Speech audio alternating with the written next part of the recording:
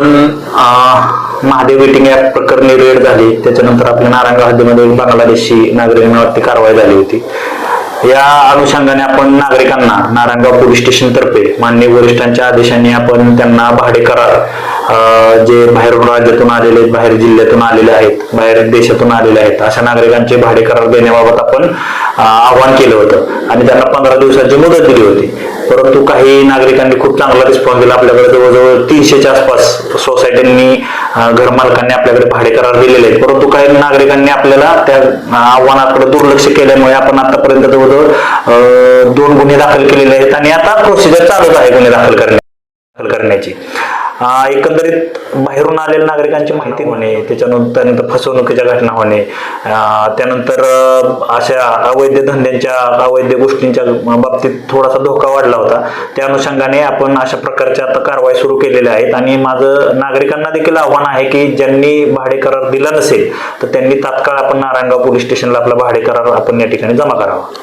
निश्चित या कारवाईचं आपल्याकडनं नागरिकांकडनंही कौतुक होतं की या ज्या बाहेरचे नागरिक येतात त्याच्यामध्ये ज्या दुर्घटना आहेत त्या निश्चित यामुळे टाळता येऊ शकतात आणि नागरिकही आपल्याला उत्स्फूर्त प्रतिसाद देत आहे. त्याचबरोबर साहेब आज अजून एक महत्त्वाची गोष्ट आहे की आपल्याकडं शेततळ्यात असेल, कॅनॉलमध्ये असेल बुडून मयत जायच्या घटना घडलेल्या आहेत, याबद्दल काय माहिती आहे? आता मागच्या 15 दिवसामध्ये आपल्याकडे जवळजवळ 3 घटना घडलेल्या, ज्यामध्ये 18 ते 20 वर्षाचे युवक पोहायला गेल्यानंतर किंवा पार्टी करायला गेल्यानंतर त्या कॅनॉलमध्ये असतील, शेततळ्यामध्ये असतील, बुडून त्यांच्या बाबतीत दुर्घटना घडलेल्या आहेत. तर मी आत्ताच्या तरुण युवकांना हेच आव्हान करेल की ज्यांना पोहता येत नसेल तर त्यांनी आपण सर्वप्रथम योग्य ती खबरदारी घेऊन आणि ज्यांना चांगलं पोहता येतं अशाच लोकांना बरोबर घेऊनच आपण सर्वप्रथम आपण स्विमिंग पूलमध्ये वगैरे आपली पोहण्याची प्रॅक्टिस करावी आणि पूर्ण आपण पोहण्यामध्ये एक्सपर्ट झाल्यानंतरच आपण मग कॅनॉलमध्ये किंवा मोठ्या जिथं शेततळे असतील अशा ठिकाणी आपण पोहण्याचा प्रयत्न करावा. बऱ्याचदा आपण पाहतो की हे जे काही धोकादायक ठिकाणी तरुण पोहायला जातात त्या ठिकाणी कोणती सुरक्षेची व्यवस्था नसते, शेततळ्यामध्ये सुरक्षेची व्यवस्था नसते. तर या सर्व म्हणजे शेतकऱ्यांना असेल किंवा या सगळ्या ठिकाणच्या जे काही त्यांचे प्रमुख आहेत त्यांना काय आवाहन करावं आपण? आम्ही यापूर्वी देखील शेतकऱ्यांना देखील आव्हान केलेलं आहे की ज्या ठिकाणी आपली शेततळी असेल त्या ठिकाणी आपण चारी बाजूने रस्त्या सोडाव्यात किंवा त्या ठिकाणी आपण कंपाऊंड करावं, जेणेकरून बाबा शेतकऱ्याच्या परवानगीशिवाय त्या शेततळ्यामध्ये इतर कोणीही माणूस जाऊ शकणार नाही. अशा पद्धतीने तुम्ही व्यवस्था करण्याबाबत आपण शेतकऱ्यांना देखील या ठिकाणी आव्हान केलेलं, जेणेकरून अशा दुर्घटना टाळता येतील. तसेच कॅनलच्या बाबतीत देखील आताचा पाण्याचा फ्लो जरी आपण वरून पाणी ते कमी प्रवाह दिसत असला तरी त्याचा आतून फ्लो मोठ्या प्रमाणात असतो, ते पाणी ओढून घेऊन जातं. त्यामुळे मी युवकांना देखील आणि त्या युवकांच्या पालकांना देखील मी नक्की विनंती करतो की आपले मुलं जर अशा प्रकारे कुठे बाहेर पोहायला जात असतील तर आपण निश्चित खात्री करावी की नक्की बाबा ते कुठे जात आहेत काय. कारण आताच्या 1-2 घटनांमध्ये असं आम्ही बाबा स्विमिंग पूलला जातो असं सांगून ती मुलं कॅनॉलमध्ये वगैरे अशा ठिकाणी गेलेल्या आहेत आणि अशा प्रकारच्या दुर्घटना घडलेल्या आहेत.